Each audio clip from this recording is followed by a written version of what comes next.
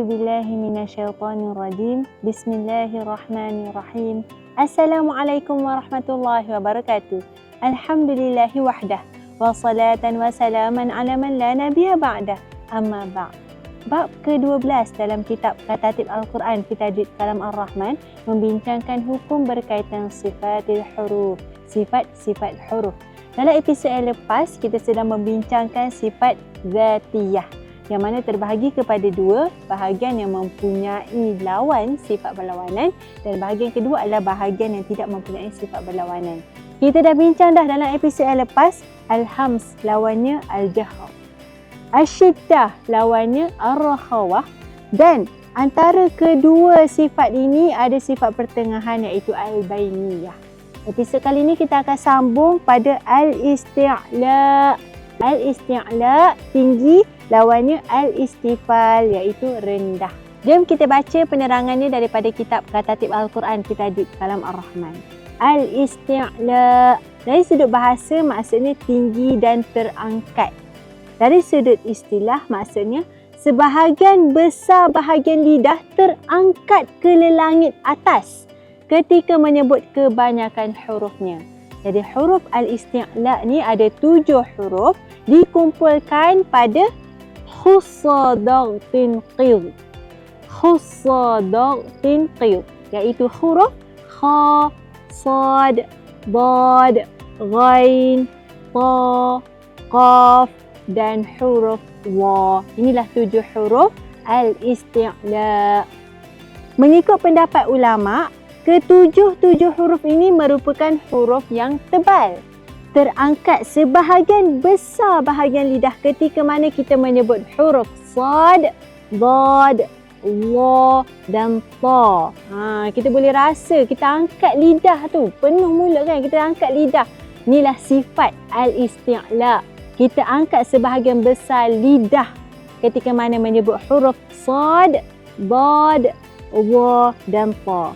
Kemudian semakin berkurang ketika kita menyebut huruf qaf, dan yang paling lemah adalah huruf ghain dan huruf kha.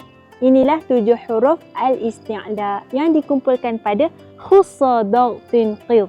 Pendapat lain menyatakan ia dinamakan sebagai musta'liyah kerana keluarnya suara dari bahagian atas. Semua yang keluar dari atas dinamakan sebagai musta'li. Al-Mar'ashi menyatakan bahawa apa yang dilihat pada al-isti'la adalah terangkat bahagian hujung lidah. Sama ada terangkat bahagian lain lidah ataupun tidak. Inilah syarahan berkaitan sifat al-isti'la. Jom kita baca syarahan lawan sifat al-isti'la iaitu al-istifal. Maksud al-istifal dari sudut bahasa adalah rendah. Dari sudut istilah, lidah berada pada dasar mulut ketika menyebut kebanyakan huruf. Inilah yang dimaksudkan dengan al-istifal. Lidah berada pada dasar mulut ketika menyebut kebanyakan huruf. Huruf al-istifal adalah 21 huruf baki daripada huruf al-isti'la. Tadi kita dah tengok 7 huruf al-isti'la, jadi bakinya 21 huruf ada sifat al-istifal. Huruf-huruf yang mempunyai sifat al-istifal adalah huruf hamzah, ba, ta, tha, jim, ha, kha, dal, zal, ra, zai, sin, shin, ain, ghain, fa, qaf, kaf, lam, mim, nun, ha, waw, ya, alif, waw madiyah dan ya madiyah. Cara membaca huruf-huruf istifal ni adalah dengan membacanya nipis menurut sepakat ulama, kecuali pada huruf alif, huruf lam dan huruf ra. Yang mana tiga-tiga huruf ni akan diterangkan kemudian kerana ia termasuk keadaan tebal seperti huruf-huruf al-musta'liyah. Maksudnya 3 huruf ni, huruf alif, lam dan ra, ada keadaan dibaca dengan nipis, ada keadaan dia dibaca dengan tebal.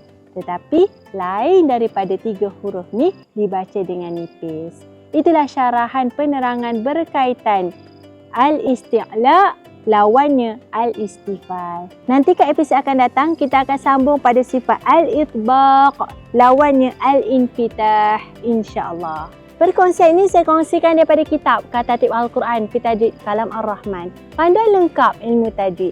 Bagi anda yang berhajat untuk dapatkan kitab istimewa ini, dapatkan di www.nashrulquran.com atau hubungi admin Akademi Nashrul Quran di 0167182825. Jangan lupa like, komen, share, subscribe YouTube channel Katatib Al-Quran. Follow juga semua sosial media Katatib Al-Quran.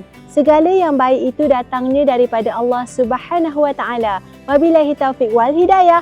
Wassalamualaikum warahmatullahi wabarakatuh.